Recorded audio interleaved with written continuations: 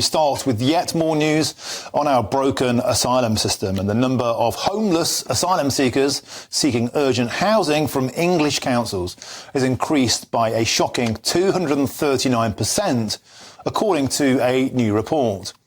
Now, charities have slammed what they call a dysfunctional system that is leaving people on streets in tents as council housing services struggle to cope with the influx of migrants and the government's sky-high asylum backlog.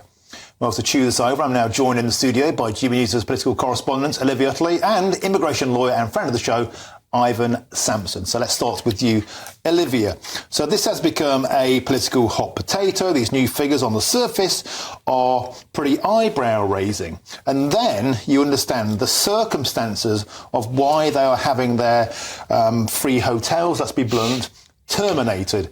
Who are the people that are being put out of hotels and, according to this report, made homeless? Well, what's so fascinating about this report from Refuge, the homelessness charity, is that buried in the report itself, it says that actually 90% of these people who have been made homeless are people who have received a positive asylum decision. So these are people who have been legally granted the right to live and work in the UK. Now, I think quite a lot of people watching might feel as though if you have been given leave to live and work in the UK, then it is surely upon your head to find yourself some accommodation in which to live. Essentially, these people are in the same position as you or I. They have the right to live in the UK. What Refuge is arguing, and perhaps, you know, it could be seen as a fair argument, is that they don't have very long in which to find somewhere to live. From when the decision is made, they have 28 days before they are kicked out of a hotel. And because the paperwork can all take quite a while, there are some stories of migrants who only get 7 days between getting the request and finding somewhere to live. But long term, of course, you cannot have asylum seekers who have been granted right to live in the UK, so legal migrants living semi-permanently in Home Office hotels. The cost of those Home Office hotels is absolutely phenomenal. Millions and millions every year from the British taxpayer. Politically, this is quite interesting because James Cleverly has said that by the end of May, he wants to see 150 of these hotels closed to migrants, and eventually the government has a plan to close down all of these hotels for migrant use.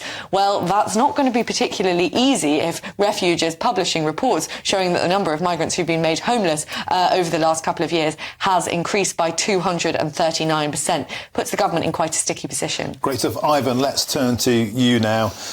That's astonishing. So 90% of the people who this report are claiming are destitute could get a job. They could claim benefits. They could get on social housing lists.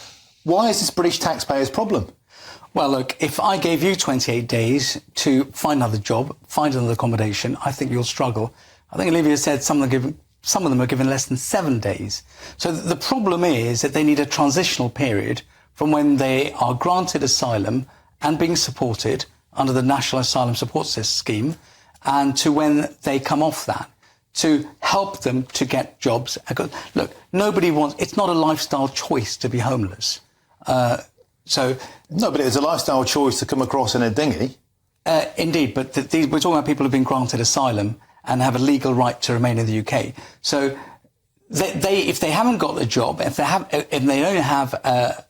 they're not vulnerable and wouldn't be automatically granted emergency accommodation by the council, they're going to end up living on the streets if they've got nobody else. And remember, these are the most vulnerable people coming to our shores. Are they? Well, because I wonder, is there anything about the particular demographic of people who are most likely to be asylum seekers? Let's be honest, military-age men of a certain age, single men oftentimes, they won't get special treatment on social housing lists, will they? No.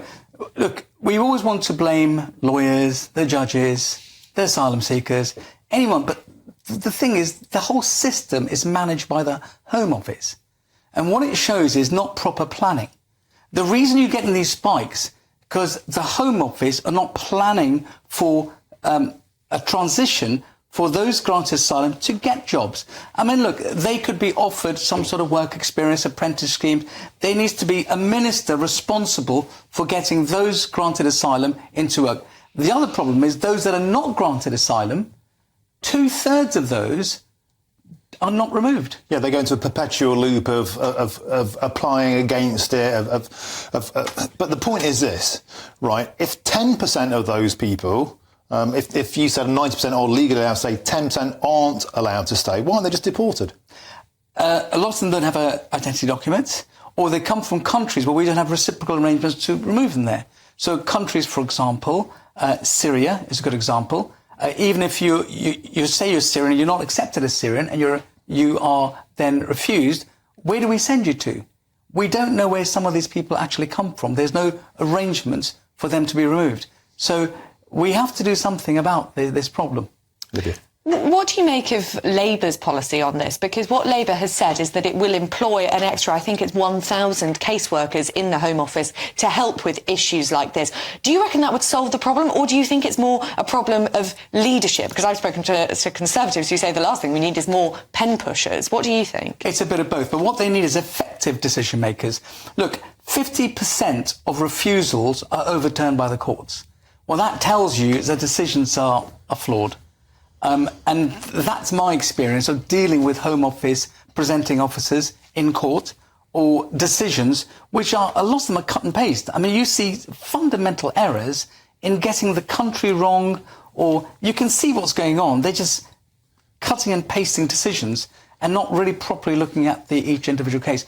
We need properly trained people to make these decisions. And I think you get better decisions and more people being approved or refused, but again, planning.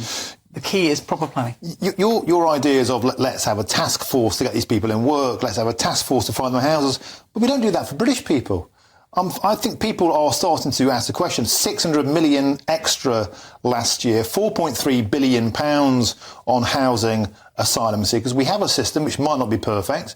If you are granted the right to remain, now, that's when you take responsibility for your own life, surely. You can't just rely ad infinitum on the British taxpayer to house you. No, I agree, but the point is to get them working, paying taxes and getting into the system. Because if you look at the asylum seekers that have come in the last 20 years, they've been very successful, integrating, getting jobs, starting businesses.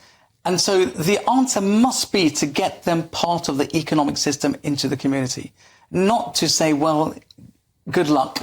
Here's the door, off you go, good luck, hope you find a job. Because they're ending up on the streets and that's not working. But we have lots of job vacancies, so much so we're actually importing more people legally on visas. Why can't we integrate these people, for example, in picking crops or things like that? Look, there's lots of jobs and I agree they should be working. But you're comparing asylum seekers with British people with a support system, with a network. They don't have that. They've had free accommodation for a year. They've had free food. They've been taken care of by the taxpayer for a year. We're signed up to that. So they're not getting anything they're not entitled to. If you don't like it, come out the asylum, come out the Refugee Convention. Vote for an MP that wants to do that. But don't complain when they're getting what we're obliged to give them. OK, thank you very much. Superb conversation. Olivia Utley and immigration lawyer Ivon Sampson. Always a pleasure to have you both in the studio.